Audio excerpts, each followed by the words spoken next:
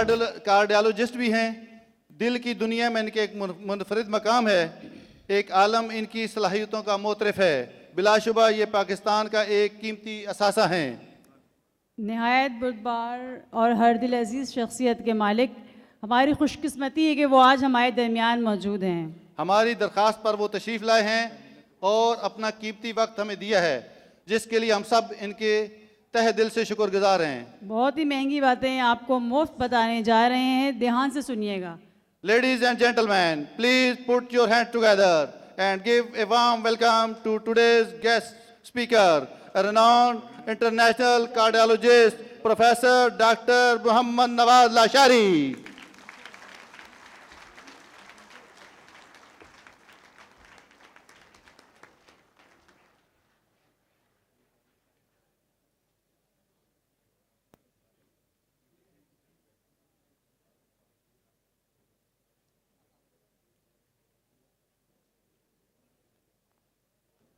औज़ुबिल्लाहि मिनश्शैतानिर्रजीम। बिस्मिल्लाहिर्रहमानिर्रहीम। With core of my heart, I would like to thanks to the organizing committee of this EWC. And especially, I like thanks to the chairman TWC, Dr. Rafiquddin Babar Saab. Thank you very much, sir. You invited me and gave honor to me to present some cardiovascular problems. And I like to thanks to the organizers, chairpersons. They come from across the Pakistan, especially from the Balochistan, Punjab. But some provinces are missing. The KPK, Azad Kashmir, and the Gilbertistan. I think they should be invited. They should be the part of this. So, actually, the cardiovascular disease, जैसे बाबर साहब ने कहा कि cardiovascular disease का treatment ये सिर्फ नहीं है कि हम उनको मेडिसिन दे दें, उनके एंजियोप्लास्टी कर दें, उनका बाईपास कर दें। नो, कार्डियोवैस्कुलर डिजीज़ का ट्रीटमेंट जो होता है, one of the treatment of cardiovascular disease is the exercises.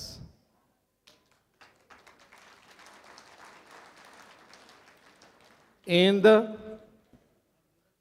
दिमाग को कूल रखने का कि आप अपना दिमाग को, हम कहते हैं मरीजों को अपना दिमाग ठंडा रखें। Emotionally, one of the treatment of cardiovascular disease to control your emotions, make the social contact.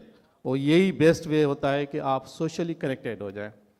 और सोशली कनेक्शंस, ब्रेन को कूल रखना और फिजिकल एक्सरसाइजेस, मेरा ख्याल है all these things are present in the yoga. क्योंकि मैंने थोड़ा सा योगा पढ़ा, थोड़ा सा देखा, वो लोगों को देखा कि जैसे मेरी बहन ने कहा कि योगा जो है ना सिर्फ एक सांस लेना निकालना ये नहीं है। This great myth behind that कि उसके बैकग्राउंड में बहुत कार्डियोवैस्कुलर बेनिफिट्स होते हैं। क्योंकि हमारा कार्डियोवैस्कुलर का जो प्रॉब्लम होता है कि हम इम्प्रूव करते हैं aerobic activity of the body. Aerobic activity means aerobic exercise, जिसमें हमारा हार्ट पावरफुल हो जाए, वेसल डायलेटेड हो जाए, लंग्स एक्टिव हो जाए। कि जब आप उसको कोई भी बर्डन दें, कोई उसको task they, they complete their task, their body का टास्क पूरा करें। एंड सेकंड जो आपका बता रहे थे कि ये जो मैं आया था, लोग वो एक्सरसाइज कर रहे थे, फ्लेक्सिबल एक्सरसाइजेज होती हैं जो आपके बॉडी को मेक द फ्लेक्सिबल। एंड जो इम्पॉर्टेंट इसमें सबसे ज़्यादा हो जाए, जो हमारे बुज़ुर्ग होते हैं, आपने सुना हो कहीं गिर गए इधर इधर, बैलेंस इज़ वेरी इंपॉर्टेंट। कि जब तक आप उनका बैलेंस ठीक नहीं करेंगे तो आपके कार्डियोवैस्कुलर डिजीज़, एक्सीडेंट और बढ़ते जाएंगे। तो yoga is one of the treatment of the, I think मेरा ख्याल है part of the, we discuss in our slides how the science do that in the other forms we call the cardiac rehabilitation, exercise, other things. But remember, our religions, our prayers, that is also part of the treatment of the cardiovascular disease. जो हम नमाज अदा करते हैं, आप जब सजदे में जाते हैं, रुकू में जाते हैं, आप वज़ू करते हैं, आप मस्जिद में सुकून के साथ बैठते हैं। ये नहीं कि मस्जिद में जाके आप अपने पॉलिटिकल काम करें, नो, पर aim of this mask and other things was to connect the people socially. आप लोगों को कनेक्ट करना है, उनके प्रॉब्लम सॉल्व करना है, उनको एड्रेस करना है, उनको ब्रेन वाइज, उनको mentally उनको रिलैक्स करना, and then give the exercise सफाई। We discuss in our slides how this importance. So let's see the what is going in globally. Look on the burden of the cardiovascular disease in the world. 600 million people in the world, they have affect the cardiovascular disease. This is the 2025 statistics, and this growing, it reaches to the 1 billion in the 2050. ये हमारा cardiovascular disease का जो problem है, prevalence है disease का जो ऊपर चल रहा है आपका था, और ये दुनिया का ये सबसे ज़्यादा प्रिवेलेंस है। उसमें देखें टॉप जो काज होता है, this 38% of this peoples they due to the cardiac problems and the vascular में आपका स्ट्रोक आ जाता है, आपका पेरिफेरल वेस्कुलर डिजीज़ आ जाती है, एंड देन अदर थिंग्स। तो this problem is not the developed countries, जो दुनिया जो डेवलप कर गई है उनने खुद को चेंज किया है। कैसे चेंज किया है? जो आप समझते हैं, जो आप योगा करते हैं, yoga means different form of exercise, हर एक अपने अपने लेवल पे काम कर रहा है, but different form of exercise, and they control their bad habits, specially the diet pattern, exercise, diet pattern, and the smoking. They control these things, though prevalence is going down. But unfortunately, this global problem is increasing in the middle and low income countries. जो हम लोग हैं, जहाँ दुनिया चल रही है, क्योंकि हमें अभी तक पता नहीं है, हम जो खाते पीते हैं उसका भी पता नहीं था क्या खा रहे हैं, और खा भी रहे हैं तो इतनी हमारे बॉडी की ज़रूरत भी है नहीं है, ये भी इम्पॉर्टेंट है। हमारे बड़े बुजुर्ग होते थे, मैं भी कैसे बिलोंग करता हूँ, तो हमें सुबह को मक्खन वगैरह सारी चीज़ें बटर वगैरह देते थे, बट वो यूज़ टू वॉक, हमें फिजिकल एक्टिविटी काम करना होता था, वॉक करना होता था, कोई आप ट्रांसपोर्ट सिस्टम नहीं होता था। वो यूटिलाइज दीज एनर्जी, जैसे बाबा साहब ने कहा कि हमें बताएं, तो हमें बहुत सारे लोग कहते हैं अंडे की आप सफ़ेदी खा लें, येलो खा लें, ये कर दें, कुछ कर दें। ये depend on the person to person होता है, तो उनके कितनी नीड्स हैं, क्या करना चाहिए, तो डिफरेंट लेवल पे डिफरेंट लोग जो है ना ये आपको काम लेते हैं। और ये जो प्रीवेलेंस मैंने आपको बताया, ये हमारी ख़वातीन में देखें, जो फालिज के अटैक्स होते हैं ये जो ज़्यादा होते हैं, ये सबसे ज़्यादा फीमेल में होते हैं, और कार्डियो हार्ट अटैक जो होते हैं वो ज़्यादा सबसे ज़्यादा जो है ना मेल में होते हैं। और ये तनासिब हमारे जो ख़वातीन होती हैं उनको जो यंग एज में होते हैं उनमें हार्मोन्स होते हैं, हार्ट प्रोटेक्टिव होते हैं, जिसको हम प्रोजेस्टेरॉन कहते हैं। वो मेनोपाज तक तो ठीक है, मेनोपाज जैसे शुरू हो जाता है तो उनका कार्डिक इश्यूज सबसे ज़्यादा बढ़ जाते हैं। और जो दुनिया में देखा गया है, जो कार्डियोवैस्कुलर डिजीज़ के जो अमवात हो रहे हैं वो ख़वातीन में सबसे ज़्यादा हो रहे हैं, क्योंकि उनकी शरियानें, उनकी दिल की नसें वो डेलिकेट होती हैं, उनके खाने पीने जो कोलेस्ट्रॉल है वो चिकनाई वाली चीज़ें उनमें ज़्यादा हो जाती हैं, क्योंकि उनके हार्मोन जब लेवल कम है, प्री मेनोपाजल सिम्टम बहुत सारे लोग फीमेल्स बैठी हैं उनको प्रॉब्लम इतने शुरू हो जाते हैं, या तो साइकेट्रिस्ट के पास चले जाते हैं, या डिफरेंट मेडिसिन के पास डॉक्टरों के पास चले जाते हैं, या कोई हकीमों के पास चले जाते हैं, और दे प्रिसिपिटेट देयर डिजीज़। तो इसलिए हमें अपने ख़वातीन का भी बड़ा ख्याल रखें। और दूसरा ये हमारे माशरे में ये होता है कि हम ख़वातीन को ज़्यादा कहते हैं कि इनको कोई और प्रॉब्लम है डिफरेंट्स, और डॉक्टर्स के पास ले भी नहीं जाते। तो हमारा ये एम है, मैं इसलिए इस पर बता रहा हूँ कि हमारे पास बहुत सारे पेशेंट्स आते हैं जो हार्ट अटैक के साथ उनको दिल कमज़ोर हो जाती है, स्पेशली ड्यूरिंग प्रेगनेंसी वगैरह उनमें प्रॉब्लम हो जाता है, हार्ट कमज़ोर हो जाते हैं, और जब डिलीवरी के टाइम वो लैंड करते हैं हमारे डिपार्टमेंट में, उनकी दिल 25-30% काम कर लेते हैं, और जब बेबी पैदा होता है खातून भी की डेथ भी हो जाती है, बच्चे की भी डेथ हो जाती है, जिसको हम पेरीपार्टम कार्डियोमायोपैथीज कहते हैं। तो प्लीज़ जब ख़वातीन घर में आपकी ये मेरा ख्याल है ये जो TWC है ये एक बड़ी फैमिली है, मैं इसलिए इन चीज़ों को हाईलाइट करना चाह रहा हूँ कि आप लोग ये कन्वे करें अपने ख़वातीन को, जब प्रेगनेंसी हो उनकी डाइट अच्छी रखें, उनको डॉक्टर्स को दिखाएं, उनका कम से कम कोई टेस्ट इको वगैरह ब्लड टेस्ट ज़रूर कराएं, क्योंकि ये cardiovascular, one of the cause of the cardiovascular death is the peripartum cardiomyopathies. उसके बाद कार्डियोवेस्कुलर डिजीज अथीरोस्क्लेरोसिस हम डिस्कस कर लेंगे, पर इसमें एक दो पॉइंट्स जो बहुत सारे इंपॉर्टेंट हैं, जो गले की वजह से बीमारियां होती हैं, जिसको हम कहते हैं रियूमेटिक हार्ट डिजीज़। उसकी प्रिवेंशन बहुत इंपॉर्टेंट है, वो सिंपल प्रिवेंशन है। जिन लोगों को दिल का मसला है, गले की बीमारी बार बार हो रही है, उनकी न्यूट्रिशन, उनको स्क्रीन कराएं, टूथब्रश कराएं उनको डेली, सुबह को भी उनके दांत टूथब्रश कराएं, नाइट को सोने से ही पहले कराएं। एक बीमारी होती है रियूमेटिक हार्ट डिजीज है, जो गले की, यहाँ बैक्टीरिया होता है, they kill the bite the heart. वो जितना यहाँ, जितने बैक्टीरिया यहाँ होंगे उतना हार्ट उसका डैमेज करता रहता है। वो इसका सिंपल ये है कि आप में गुड हाइजीन ऑफ द, अपनी माउथ हाइजीन को बेहतर करें, क्योंकि सिर्फ ट्रीटमेंट नहीं होता। हम लोग जो है सिर्फ ट्रीटमेंट पे करते हैं कि मरीज आ जाए, उसका वाल बंद हो जाए, उसको वाल के साथ खोलने ट्रीट करें। नो, हमें प्रिवेंशन करनी है। वो कौन प्रिवेंट करेगा? डॉक्टर्स नहीं करेंगे, हम लोग, आप लोग करेंगे। जैसे आप लोग हैं ना, ये जो एक्सरसाइज, जो योगा करते हैं, ये भी आप प्रिवेंशन करते हैं, डिजीज़ को, डिफरेंट डिजीज़ को प्रिवेंट करते हैं, तो इसमें भी आपको प्रिवेंट करना है। तो जैसे मैंने कहा था, ये इम्पॉर्टेंट एक सिंपल जो रूमेटिक हार्ट डिजीज़ हमारे स्पेशली पाकिस्तान में, जो हमारे लोग जो देहातों में रहते हैं, जिनकी न्यूट्रिशन सही नहीं होती है, हाइजीन कंडीशन सही नहीं होती, उनमें ये प्रॉब्लम सबसे ज़्यादा हो जाता है। तो प्लीज़ अपने बच्चों को देखें और उन बच्चों को हेल्प करें। थर्ड जो इम्पॉर्टेंट काज होता है हार्ट, जो हम फेस करते हैं, वो आ जाता है अथीरोस्क्लेरोसिस, जिसको हम कहते हैं भाई हमारी शरीयानें जो हैं नैरो हो गए। मैंने ये स्लाइड इसलिए लगाई है, अथीरोस्क्लेरोसिस मीन्स नैरो, जो आर्टरीज हमारी नैरो हो जाती है, जिसकी वजह से हमें हार्ट अटैक हो जाता है, अंजाना हो जाता है, फालिज हो जाता है, टांगों की बीमारी हो जाती है, गुर्दों की बीमारी हो जाती है।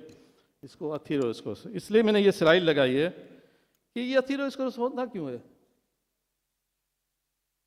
6 week of intra uterine life, जब बच्चा पेट में होता है, उस वक्त ये स्मॉल कोलेस्ट्रॉल पार्टिकल्स वो वेसल्स में जमा होना शुरू हो जाते हैं। ये कोलेस्ट्रॉल जो है ना, cholesterol is essential part of the body. आप ये नहीं कि लिपिड जो है ना, जितने भी आपको सेल्स बन रहे हैं बॉडी में, they all depend upon the lipids. ये कोलेस्ट्रॉल जो वाल बन रहे हैं, दीवारें, जैसे आपको ये हाल बना रहे हैं, उसकी दीवारें बनानी है, उसकी रिप्लिकेशन करनी है, बल्ब लगाने हैं, सारे everything material is got by the cholesterol, वो ये जमा होना शुरू हो जाता है। इसको लेवल में रखना है हमें। अल्लाह ने दे गिव द टू आर्मीज, उसमें एक सेपरेट इंजन रख दिए हैं। इसको एक HDL कोलेस्ट्रॉल होता है, एक LDL, later on we discuss. पर इसमें ये स्लाइड था कि ये जो हमारे सेल्स होते हैं, जब हम, जो लाइनिंग होती है, जो वाल्स होते हैं, उनमें कोई डैमेज होता है किसी भी वजह से, इन्फ्लेमेशन की वजह से, इन्फेक्शन की वजह से, हाई ब्लड प्रेशर की वजह से, ये अपना प्रोटेक्शन लेयर, प्रोटेक्शन जो फंक्शन होता है, कम कर लेते हैं। तो फिर क्या करते हैं, सेल्स स्टक होना शुरू हो जाते हैं। और जब सेल यहाँ स्टक हो जाते हैं, ये आपके मैक्रोफेजेस, ये डिफेंस मैकेनिज्म है बॉडी का, ये इनके साथ आके अंदर आ जाते हैं, एंड दे स्टार्ट दो ईट द, ये कोलेस्ट्रॉल जो LDL कोलेस्ट्रॉल था, ऑक्सीडाइज LDL कोलेस्ट्रॉल। देखो अल्लाह ने बॉडी में के जो सेल्स हैं ना, दे नीड्स आल्सो टेस्ट। जैसे हम खाना खाते हैं ना, उसमें ऑयल डालते हैं, मसाले डालते हैं, ये करते हैं, बड़ा टेस्टी होता है, उसको खाते रहते हैं, और अल्टीमेटली क्या हो जाता है, हमारा पेट भी बाहर हो जाता है, बॉडी वज़न भी बढ़ जाता है, चल नहीं सकते, बाकी प्रॉब्लम। तो इंटर सेल में भी ये प्रॉब्लम हो जाता है, and they macrophage cells become the foam cells, they ultimately burst. अभी जैसे बस्ट हो जाते हैं, ये सेल जब बस्ट होते हैं तो ये दूसरों को एक्टिवेट कर लेते हैं। ये जो स्मूथ मसल सेल्स होते हैं, वाल के जो प्रोटेक्ट करते हैं, वो अंदर आना शुरू हो जाते हैं, वो एक थिक वाल बना के फिर अपना ये नैरोनेस स्टार्ट कर लेते हैं। तो हमारे पास जो पेशेंट्स आते हैं, वो कहते हैं डॉक्टर साहब ये तो बीमारी जो है ना, बड़ा मसला हो गया, इसको मुझे तो एंजियोप्लास्टी नहीं करानी, बाईपास नहीं करेगा, मुझे दवाई दे दे मैं ठीक हो जाऊँ, इसकी नसें खुलती नहीं हैं। और बहुत सारे ऐसे पेशेंट भी आ जाते हैं हमारे पास, वो चले जाते हैं 6-7 महीने किसी के पास चले गए, वहाँ से इलाज करके बाबा के पास से आ गए, कह रहे हैं हाँ अब दोबारा एंजियोग्राफी करें। क्यों? ये बाबा ने उसको रात को काट के सफाई कर दिए। भाई साइंस में अभी तक नहीं हुआ ये चीज़ें, क्योंकि ये एक मिथ है। देखिए ना, ये जो चीज़ें हैं, आपको मैं इसलिए स्लाइड दे रहा हूँ ये प्रोसेस शुरू हो जाता है। मैंने बताया ना, स्टार्ट होता है फिर 6 इंट्रायूट्राइन लाइफ, तो ये स्मूथ होना चाहिए वेसल वाल्स। यहाँ थोड़ा सा प्लेक होगा, ऑब्स्ट्रक्शन ज़्यादा हो, ये कंप्लीट ही ऑब्स्ट्रक्शन शुरू हो जाती है। जब ये कंप्लीट ऑब्स्ट्रक्शन शुरू हो जाती है, then they produce the multiple problems. और ये मल्टीपल प्रॉब्लम्स कौन से होते हैं? जो हमारे पास मरीज आके दाखिल हो जाते हैं। किस तरीके से दाखिल होते हैं? इन तरीक़ों से। हाँ, एक तो होता है ये स्मूथ लाइन है, एक तो होते हैं जो कुछ मरीज़ हैं वो कंप्लेन सिर्फ ये करते हैं, डॉक्टर साहब मैं जब चलता हूँ तो मुझे थोड़ी तकलीफ़ होती है, जब बैठ जाता हूँ मैं रिलैक्स हो जाता हूँ, या अपनी रूटीन लाइफ से ज़्यादा चलता हूँ तो मुझे तकलीफ़ होती है, बाकी मैं ठीक हूँ। तो इनको हम एक्सेशनल एंजाइना कहते हैं। इनकी वेसल जो है ना, नैरो तो हो गई है बट स्टिल स्मूथ है। नैरो हो गई, ब्लड सप्लाई कंप्लीट नहीं हो रही। एक और ग्रुप होता है पेशेंट्स का जो आप इमरजेंसी में डॉक्टर के पास लेके जाते हैं, वो जिसको हम हार्ट अटैक कहते हैं। या तो माइनर अटैक होता है, मेजर अटैक होता है। पर आप रिमेंबर, मेजर माइनर का फ़र्क ये होता है, आप सिंपल करें, मार्टेलिटी दोनों में ज़्यादा है। माइनर अटैक में जो होता है जिसको नॉन एसटी एलिवेशन एमआई कहते हैं, उसमें सबसे ज़्यादा मार्टेलिटी होती है, डेथ के चांसेस बढ़ जाते हैं। क्योंकि ये मैं इसलिए बता रहा हूँ, कहीं भी आप डॉक्टर के पास जाएँ, उनके जाएँ तो आपको पता होना चाहिए, हम लोगों को पता होना चाहिए हम क्या कर रहे हैं लोगों के साथ। क्योंकि मेजर अटैक होता है उसमें आर्टरी हमारी जो है बिल्कुल बंद हो जाती है, 100% क्लोज, क्योंकि एंडोथेलियल डैमेज होगा, आर्टरी बिल्कुल प्लग हो गया। और उसमें यह होता है कि आप उसको ओपन करना बहुत ज़रूरी होता है, जिसको हमें एसटी एलिवेशन एमआई कहते हैं। लेटर ऑन कुछ स्लाइड्स हैं, मैं आपको डिस्कस कर लूँगा। बहुत सारी स्लाइड्स हैं, मैं आप मुझे ये कोई लेक्चर नहीं है, ये जस्ट इंटरेक्टिव सेशन है। कहीं आपको प्रॉब्लम है तो आप कोई चीज़ पूछना चाहते, कोई बताए, यू कैन इंटरप्ट मी। हाँ, क्योंकि ये इंटरेक्टिव सेशन है, हम एक दूसरे से बात कर रहे हैं, हम एक दूसरे के प्रॉब्लम सॉल्व कर रहे हैं। हमारे पास कैसे मरीज़ आ जाते हैं, जैसे आप योगा वालों के पास कैसे लोग आ जाते हैं, उनको आप कैसे ठीक करते हैं, तो हमारे पास भी यही लोग आ जाते हैं एज ए बीइंग कार्डियोलॉजिस्ट। अभी कहते हैं लोग आता है, डॉक्टर साहब वो मेरे भाई को तो मसला नहीं हो रहा, वो मेरा पड़ोसी है, सारा दिन खाता रहता है, इतना मोटा है, उसको कुछ प्रॉब्लम नहीं होता, मुझे क्यों प्रॉब्लम हो रहा है? मैं तो दुबला पतला हूँ, मेरी देखें हाइट हो, जिससे ये फैक्ट है। बहुत सारे हमारे पास पेशेंट्स आते हैं बिल्कुल थिन लीन पेशेंट है, और एंजियोग्राफी करें 3 वेसल डिजीज। और कुछ ऐसे पेशेंट भी हैं जितना इतने ओबीस हेवी वेट होते हैं।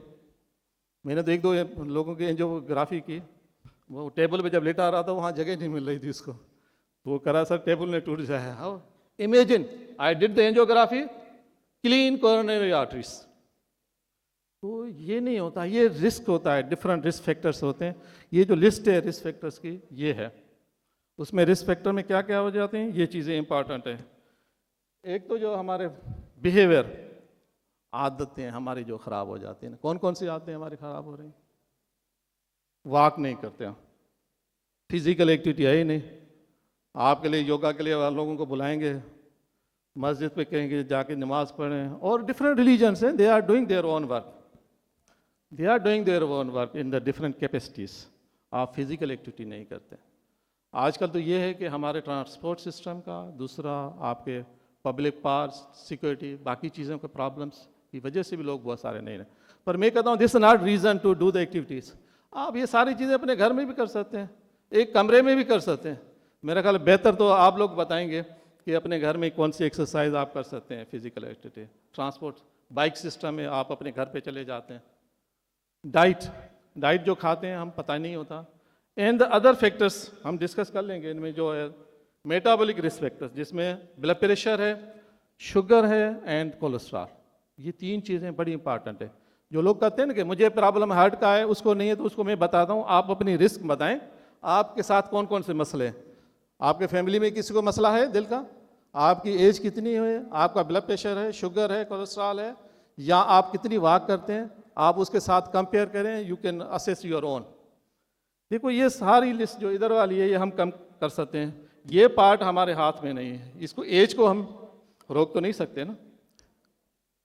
Second, gender, ethnicity and the family history, इनको हम कम सकते हैं बट यू कान, बट ये जो इस साइड वाले रिस्क फैक्टर हैं ये सारे इनको हम कंट्रोल कर सकते हैं। तो इसलिए जो आपसे पूछते हैं कि मुझे प्रॉब्लम हो रहा है, इसको नहीं हो रहा, उसको ये बताएं कि आप में ये मसले ज़्यादा हैं इसलिए आपका नहीं। और मेंटल स्ट्रेस, सोशल आइसोलेशन जो है ना सबसे बड़ा फैक्टर है हमारे पास। जो आजकल सुसाइडल अटैक्स और बाकी चीज़ें हो रही हैं, सारी सोशल आइसोलेशन की वजह से हो रही हैं। अकेले पड़े हुए हैं, मैरिजेस नहीं हो रही हैं तो डाइवर्स हो रही हैं, चीज़ें बर्दाश्त नहीं है। एक दूसरे को हम टॉलरेंस हमारा लो हो गया है, हम सब कहते हैं कि नहीं हम हैं, बाकी कोई नहीं है। और इसका अल्टीमेटली इफेक्ट किस पे होता है? ब्रेन एंड हार्ट, क्योंकि brain and heart both are interconnected. इनको आपको ठीक करना है हमें।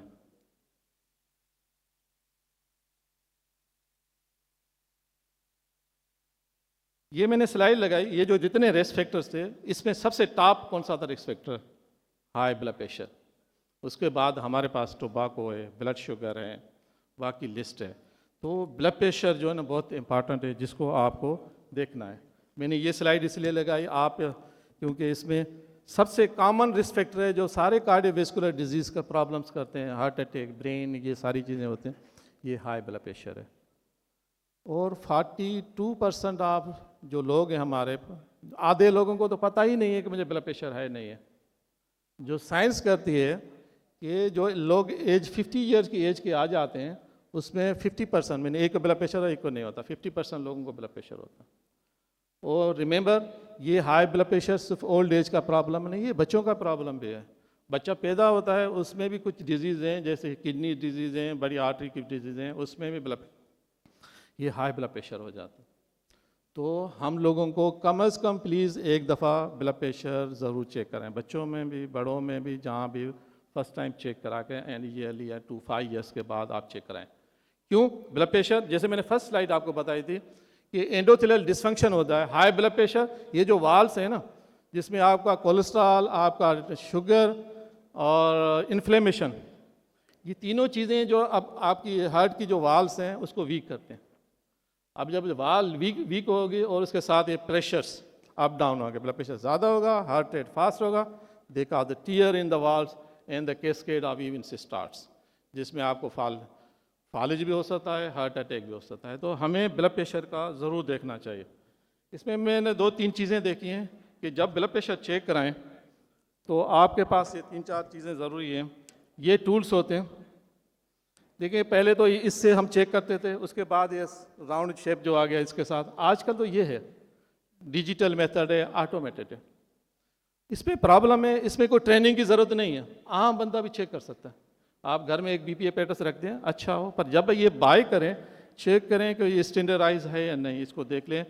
और कभी कभी ये नॉन फंक्शनिंग भी हो जाते हैं, तो मैं अपने मरीज़ों को कहता हूँ जब आप ये बीपी एपेरेटस पड़ा है ना घर पे, डॉक्टर के पास जाएं तो वहाँ भी बीपी चेक करें और डॉक्टर को करें मेरा बीपी चेक करें, उसके साथ कोरिलेट करें। 5-6 का डिफरेंस तो आ जाता है, पर इससे ज़्यादा है तो मीन्स कोई प्रॉब्लम है। तो आप इसको जब कोई भी डिवाइस लें, कम से कम उसको स्टैंडर्डाइज करें कि वाकई ये सही काम कर रही नहीं कर रही। और इसमें कोई ट्रेनिंग की ज़रूरत नहीं है। बाकी जो दूसरे मेथड्स हैं उसके लिए हमें या डॉक्टर चाहिए या आपको ट्रेंड पैरामेडिक, कोई भी जो डॉक्टर रिलेटेड है वो एक दफ़ा चेक करके वो चेक कर सकता है। और जैसे ये ब्लड प्रेशर चेक करने के भी आदाब होते हैं, जैसे होते हैं ना कि आप कहीं भी जाते हैं आदाब होते हैं, तो इनके भी चेक करने के आदाब होते हैं।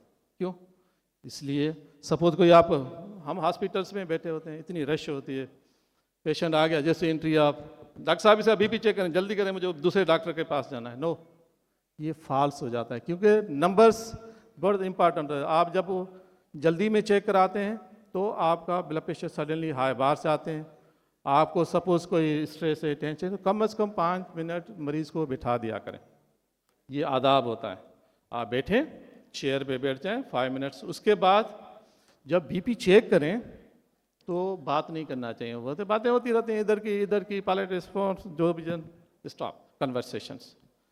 और मैंने ये पिक्चर लगाई है, आप यहाँ देखेंगे कि ये आर्म जो है आपकी किसी टेबल पे रेस्ट होना चाहिए, ऐसे नहीं बाजू ऐसे पड़ा रहे, ऊपर पड़ा रहे, नीचे रहे, इसका फ़र्क पड़ता है। आपके बाजू ऊपर चला जाएगा हार्ट की, ये बाजू जो है ना, ये पार्ट, ये आपकी हार्ट की लेवल पे होना चाहिए, जो आपकी लेवल है। इसको ऊपर कर लेंगे तो आपका कम ब्लड प्रेशर बताएगा, नीचे करेंगे ब्लड प्रेशर ज़्यादा हो जाए ग्रेविटी की वजह से।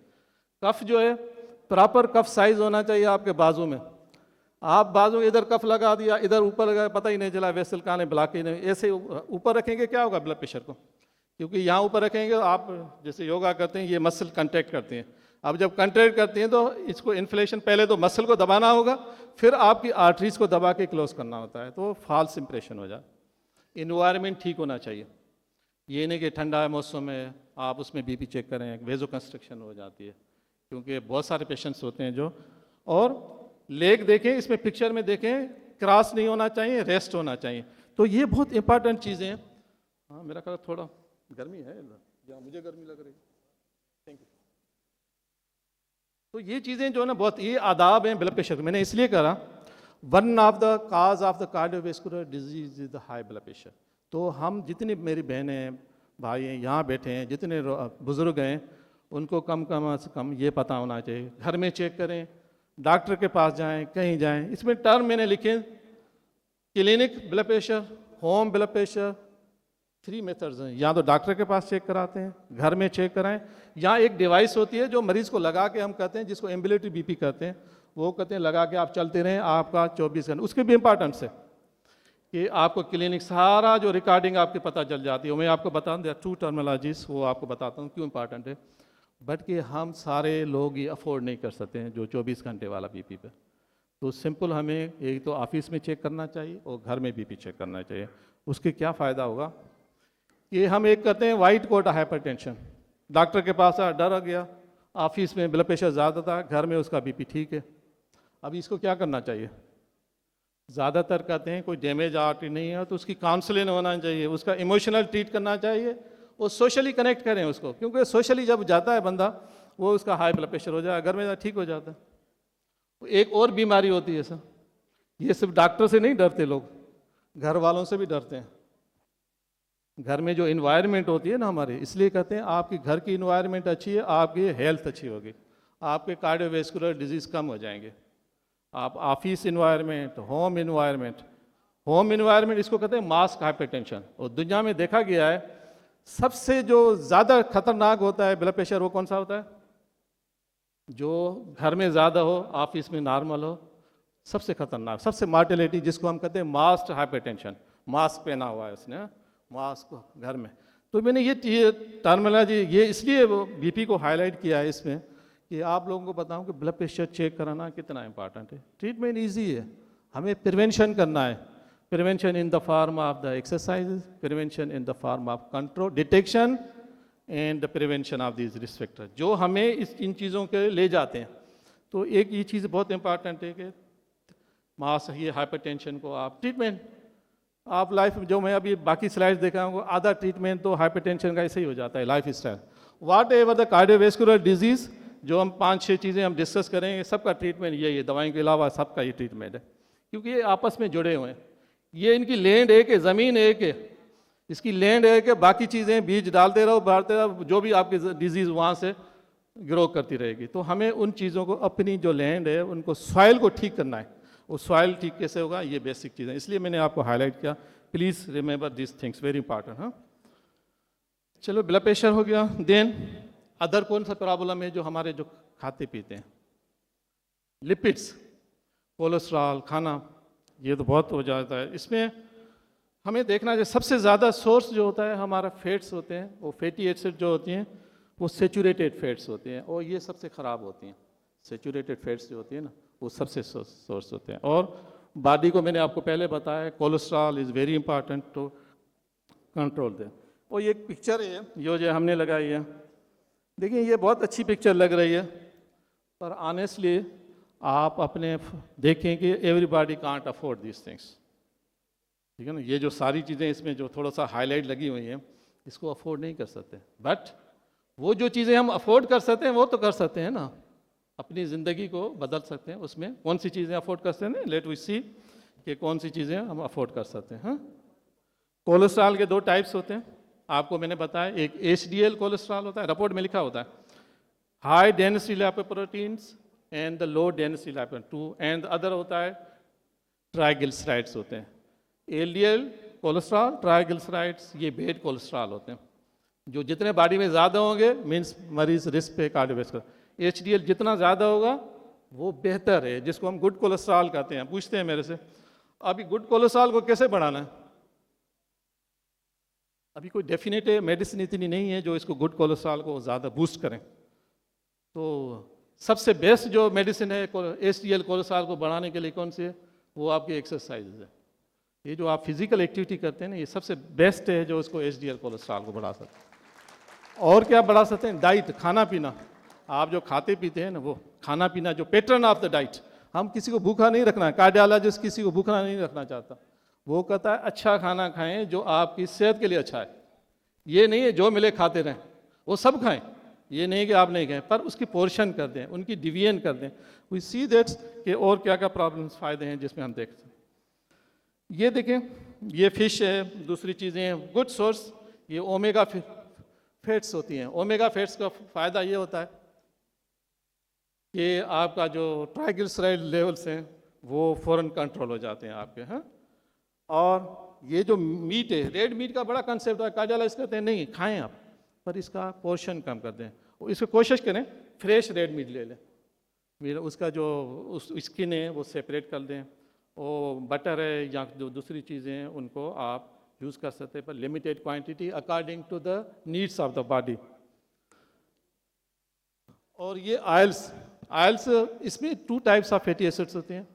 जो आयल में जो होती हैं अनसेचुरेटेड फैट्स होती हैं, जो मोनो होती हैं या पॉली अनसेचुरेटेड फैट्स होती हैं। वो ये कैसे पता चलेगा? जो रूम टेम्परेचर पे ये जो है ना लिक्विड फार्म में होती हैं। लिक्विड फार्म में जब होती हैं तो फिर ये उसके मिनट्स ये ज़्यादातर जो है ना वो ये आपका ऑलिव ऑयल भी हो सकता है, वेजिटेबल ऑयल्स भी हो सकते हैं। Different type of the oils जो ना वो आप यूज़ करें जिसमें आपका रेशो ज़्यादा हो। ये स्लाइड जो हमने डाइट के बारे में बताया, सब कुछ खा रहे हैं, अच्छा। जो नहीं खाना है तो ये इधर वाली चीज़ें को दौर ध्यान दें। ये एनर्जी ड्रिंक्स लें पर लिमिटेड क्वांटिटी। एनर्जी ड्रिंक्स में क्या क्या आ जाता है? सॉफ्ट ड्रिंक, ये जो कोल्ड ड्रिंक हम पीते रहते हैं, जहाँ मिल जाती है 1-2 पी लेते हैं। जूसेस, ये जो आपको डब्बों में जूसेस मिलते हैं एक्स्ट्रा, फ्रेश जूसेस फ्रेश ले लें। फ्रूट्स, उसमें फाइबर भी होता है और उसकी एनर्जी भी होती है, विटामिन्स भी होते हैं, वो ज़रूरी है। खाना तो है ना, वही आपको जूस ले रहे हैं, वही फ्रूट ले रहे हैं, पर उसको प्रायोरिटाइज करें कौन सा हमें जूस फ्रूट लेना है, तो फ्रेश फ्रूट ले लें। एनर्जी ड्रिंक्स हैं सेचुरेटेड ट्रांसफैट्स। ये ट्रांसफैट्स क्या सबसे ज़्यादा जो लिपिड खतरनाक होती है बॉडी के लिए, जो हार्ट के लिए होती है, वो कौन सी लिपिड होती है? ये ट्रांसफैट्स होते हैं। कौन से खानों में होती हैं ये जो हम कुक करते हैं, बेकरी प्रोडक्ट्स और समोसे, पकौड़े, केक और आपका ये जो, तो इनमें सबसे ज़्यादा ट्रांसफैट्स होते हैं। और दूसरे जो लोग हैं जो हमारे अर्बन एरियाज में रहते हैं लोग, जिनमें आपका हाई लेवल ऑफ साल्ट होते हैं, नमक, ये जो हम प्रिजर्व करते हैं ना चीज़ें, उनमें साल्ट ज़्यादा। हमारे देहातों में ये जो है ना साल्ट प्रिजर्व करते हैं। अभी बलूचिस्तान में आपका उनका मीट देख रहे हैं, कुछ एरियाज में अभी भी मेरा ख्याल है वो उनको साल्ट लगा के उनको सेव करते हैं अभी भी। क्योंकि आई बिलोंग्स टू बोथ अर्बन है रूरल, आई नो द कि अर्बन में क्या हो रहा है, रूरल में क्या हो रहा है, ठीक है ना। तो वो सारी चीज़ें ये भी होता है। जो एक्सेस साल्ट यूज़ करते हैं वो आपका ब्लड प्रेशर बढ़ाता है, आपको कार्डियोवेस्कुलर इवेंट्स बढ़ा देते हैं। तो हमें इन चीज़ों पे कंट्रोल करना है। ये जो इधर वाली स्लाइड्स है ना, तो डाइट में आपको इस चीज़ों पे कंट्रोल करना है। तो आओ, मुझे लगता है बोर तो नहीं हो रहे हैं ज़्यादा, टाइम का लग रहा है थोड़ा सा ज़्यादा। तो अब ये नहीं खाएंगे पिएंगे, आप कैसे पता है? आप योगे आपके पास आएंगे लोग, आपके कैसे पता है मैंने ज़्यादा खा लिया कम खा लिया? फिर आप लोगों को ये करें, वेट करें, उनका बॉडी वेट करें और उनके साथ आप ये देख लें बॉडी मास इंडेक्स ले लें। हम एशियंस में ये जो नॉर्मल कट ऑफ जो होता है 25 to 35, ये ओवरवेट हो जाए 30 जो है ना, ये आपका हो जाता है ओबेसिटी, एशियन का कम हो जाता है। आप वेस्ट, ये जो सेंट्रल ओबेसिटी है सबसे खतरनाक, ये पेट की जो ओबेसिटी है, इसमें के फैट जो होती हैं ये सेचुरेटेड फैट्स होती हैं, जो लिवर के ऊपर एब्डोमेन में हो जाती हैं। और सबसे ज़्यादा जो प्रॉब्लम करती हैं डायबिटीज़ वगैरह सारे प्रॉब्लम इसकी सेंट्रल फैट्स की वजह से हो जाती है। तो हमें जो सेंट्रल ओबेसिटी को कम करना है, आप जब योगा एक्सरसाइज कराते हैं ना, तो आपका भी ये होना चाहिए कि उनकी सेंट्रल फैट कम कराया करें। जितने भी सेंट्रल, बहुत सारे एक्सरसाइज हैं योगा की, हम कार्डियोलॉजिस्ट भी करते हैं, तो आप सेंट्रल फैट का ख्याल रखा करें उनका, कि सेंट्रल फैट उनकी कम होना चाहिए। और उसको कैसे पता चलेगा? ये आपके पास, हमारे पास 2 किस्म के लोग होते हैं, जो ज़्यादा सेंट्रल फैट वालों लुक्स लाइक एप्पल टाइप लगते हैं, मीन्स उनका सेंटर बड़ा होता है, और दूसरा पियर शेप जो थाइज वगैरह होते हैं, थाइस का फैट अच्छे होते हैं, ठीक है। तो उसके लिए हम एक रेशो ले लेते हैं, ये जैसे लुक लाइक दिस वे। तो हमें इससे पता चल जाता है कि इसके डाइट पैटर्न, इसकी फिजिकल एक्टिविटी क्या है, और हम अपनी फिजिकल एक्सरसाइज उसको डाइट में कैसे ठीक करना है तो प्रिवेंट द कार्डियोवैस्कुलर डिजीज। मैंने इसलिए स्लाइड लगाई है, ये बहुत सारे रेशोज हैं, आप मेयर करना चाहिए, कहाँ ऊपर से नीचे कर सकते हैं, ये आप यहाँ से एब्डामिन की ये मेयर कर लें, अपना भी कर सकते हैं, एंड बटक की जगह मेयर करके and then make the ratios. तो हम लोगों को ये पता होना चाहिए कि हम लोगों को साइंटिफिकली कैसे कहेंगे कि आपको प्रॉब्लम है या नहीं है। डायबिटीज़, मेरा ख्याल सबको पता है कि ये डायबिटीज़ सिर्फ ये नहीं होती कि आपका शुगर ज़्यादा है, बट उनमें जो फ्री रेडिकल्स होते हैं ना वो ख़तरनाक होते हैं। वो फ्री रेडिकल कोलेस्ट्रॉल को ऑक्सीडाइज कर लेते हैं, वो वाल को वीक करते हैं, and that's leads to the cardiovascular diseases.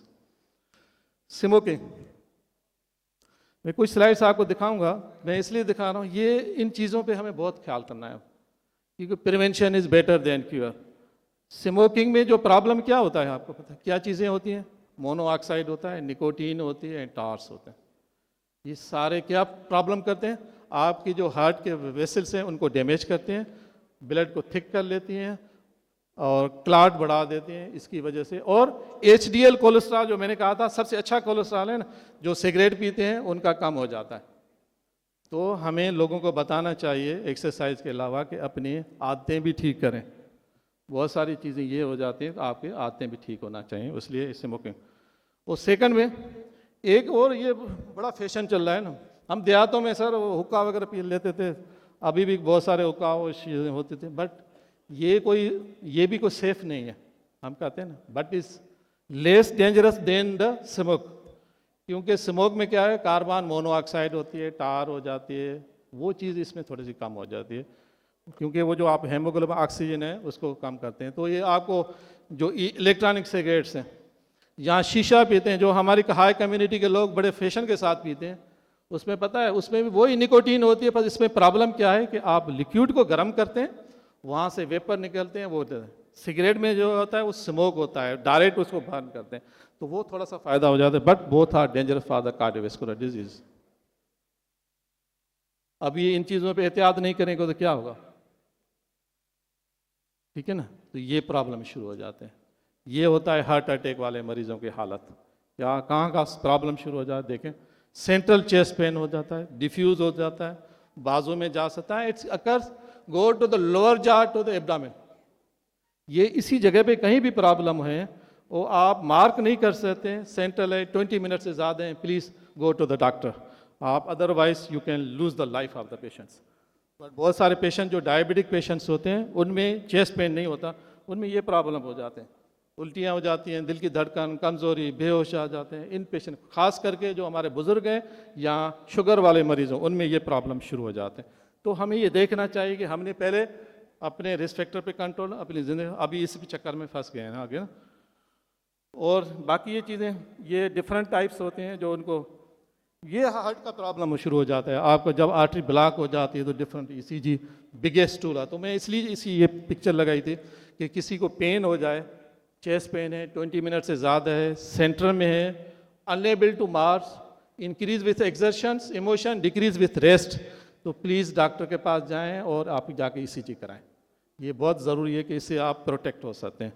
तो ये डिफरेंट स्लाइड्स हैं जो मैंने इसको स्किप कर लेता हूँ, टाइम शॉर्ट है। तो मैनेजमेंट, ये जो हार्ट अटैक वाले मरीजों में सबसे इंपॉर्टेंट जो चीज़ है, जो ट्रीटमेंट, 23% ऑफ मार्टिलिटी ओनली 1 टेबलेट से आप डिक्रीज कर सकते हैं। कौन सी टेबलेट है? जो डिस्प्रिन है। आप किसी को चेस्ट पेन हो रहा है, आप समझते हैं हार्ट अटैक हो रहा है, उसको एक डिस्प्रिन दे दें, चबा ले, 23% आप मार्टिलिटी कम कर सकते हैं सर उस पेशेंट में। आप हॉस्पिटल से पहुँचते, आप खुद इलाज कर सकते हैं उस पेशेंट का। जब तक हॉस्पिटल में बहुत सारे प्रोटोकॉल हैं, बाकी चीज़ें हैं, फिर दूसरी टेबलेट, तो कम से कम उसको डिस्प्रिन खिला दिया करें। और एंजेसिड टेबलेट ज़बान के नीचे रखना है, पर मेक श्योर कि जिन लोगों का ब्लड प्रेशर कम हो एंजेसिड नहीं यूज़ किया करें, वो एंजेसिड ब्लड प्रेशर लो कर दे। हमारे पास कुछ पेशेंट्स आए जिन पेशेंट का ऐसे चेस्ट पेन हुआ, एंजेसिड की 1-2 से वहाँ ही गाड़ी में उसका डेथ हो गई, तो BP लो हुआ, वहाँ ही कलेप्स हो गया। तो आप BP लो तो उनमें नहीं यूज़ किया करें। हॉस्पिटल में ट्रीटमेंट शुरू है, वेरी कॉस्टली ट्रीटमेंट, स्ट्रेप्टोकान थ्रोम्बोलाइटिक देखते हैं, वेसल को ओपन कर लें, या उससे नहीं हुआ तो फिर ये प्रोसीजर होता है। मुझे बहुत सारे पूछते हैं एंजियोप्लास्टी क्या होती है। मैंने ये स्लाइड इसलिए लगाई थी, थोड़ा सा टाइम ले लूँगा। हम तो कार्डियोलॉजिस्ट हैं, हम जो लेक्चर देते हैं ना वो तो 5 मिनट में ख़त्म कर सकते हैं और 2-3 घंटे में भी ख़त्म कर सकते हैं। It's depends upon the audience का कोई इंटरेस्ट है तो ठीक है। मैं थोड़ा सा इसको हाईलाइट कर देता हूँ। बहुत सारे बुजुर्ग यहाँ बैठे हुए हैं। ये जो एंजियोप्लास्टी हम करते हैं ना सर, ये वेसल जब ब्लॉक होती है उसमें एक गुब्बारा रख देते हैं, उसको इन्फ्लेट कर लेते हैं, सेंटर में देखें आप ये, और उसके बाद इसको निकाल देते हैं गुब्बारा। पर इसमें प्रॉब्लम ये होता था जो बैलून यूज़, तो ये जो हम यूज़ करते थे सर, इसमें रिकॉयल हो जाते थे। फिर एक स्टेनलेस स्टील आई, वो हम इसके साथ बैलून के साथ आगे और ये उसमें हम स्टेन डाल देते हैं। ये होती है एंजियोप्लास्टी। जनरली इसलिए करते हैं इसको एंजियोप्लास्टी। अभी ये स्टेन रहेगा। बहुत सारे पेशेंट्स आते हैं, वो कहते हैं डॉक्टर साहब अभी एंजियोप्लास्टी करें, हिले करें, नमाज पढ़ें, नहीं करें। नहीं नहीं, गो सेकंड डे पे हम उनको कहते हैं मूव, कि हमने जो स्टेन लगा गया ये मूव नहीं करेगा। आप it's fix in the body. आपको ये अल्लाह ही निकाल सकता है, हमारे पास हाथ में नहीं है अभी। इसको जहाँ पूरी आर्टरी को निकालना पड़ेगा, इसको कट करके। और जब कुछ लोग ये नहीं होते हैं तो फिर हम इनको क्या करते हैं, बाईपास कराते हैं। बाईपास मीन्स लियन को आप क्रॉस कर लेते हैं। तो ये डिफरेंट मॉडलिटीज थेरापीज़ की होती हैं। ये एक इम्पॉर्टेंट स्लाइड्स है, तो आपने वीडियो देखा होगा, बहुत सारी चीज़ें देखी होंगी कि हमारे लोग जो है ना, बहुत सारे पेशेंट लोग हैं, एड्रेस कर रहे हैं, पढ़ा रहे हैं, कहीं हो रहे हैं, सडनली कोलैप्स हो जाते हैं, एग्जैक्टिव होते हैं, चेस्ट पेन हो रहा।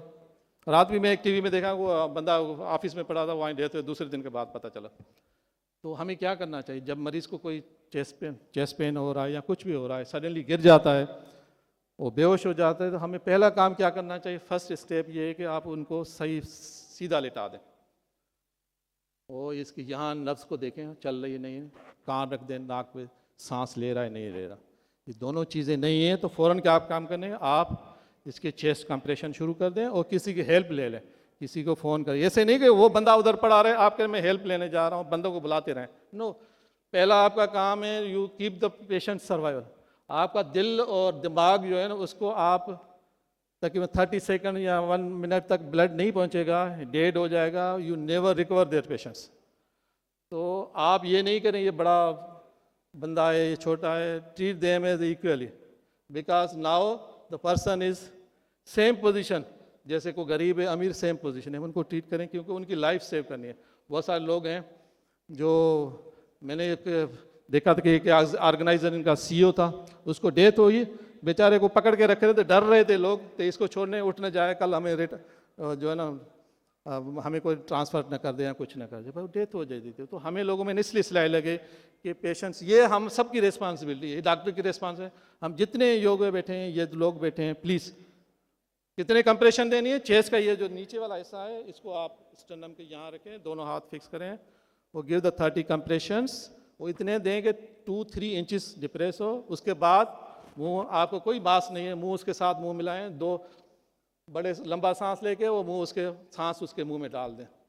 वो ये रिपीट करते रहें जब तक आपको कोई और सपोर्ट मिल जाए। इसको कहते हैं हम बेसिक लाइफ सपोर्ट। वो थर्ड होता है डिफिब्रिलेशन, जो एरिथमियाज होती हैं, कुछ जैसे बड़े बड़े हॉल्स होते हैं, कोई होते हैं एयरपोर्ट्स, वहाँ उधर ये जो आपकी डिवाइसेस होती है वो लगाते हैं, वो डिटेक्ट करती हैं, जिसको हम ऑटोमेटिक डिफिब्रिलेटर कहते हैं। तो लॉन्ग टर्म तो आप एक्सरसाइज हैं, एंटी लिपिड्स हैं, बाकी ये जो आपका योगा वाला पार्ट है ना, ये हम भी करते हैं कार्डियोलॉजिस्ट, जिसको हम कार्डिक रिहेबिलिटेशन करते हैं। उसमें बहुत सारी चीज़ें हैं, बड़े सारे आपके स्ट्रेंथनिंग है, एरोबिक एक्सरसाइज है, मूवमेंट है, फिजिकल रिस्क फैक्टर, हमारी 4 जो पूरा है ना, ये सेम है जो हम उनको फॉलो करते हैं। तो मेरा ख्याल सिर्फ ओनली एक्सरसाइज नहीं थे, but this part is also important.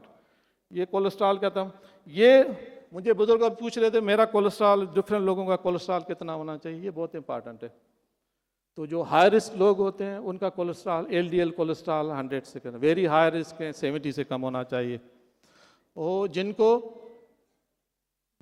Heart attack हो चुके हैं उनको आप 50 तक कर लें। जहाँ जिन लोगों को एंजियोप्लास्टी के हार्ट अटैक हुए, कोई ट्रीटमेंट नहीं मिल रहा, उनका 40 तक कोलेस्ट्रॉल ले आएँ।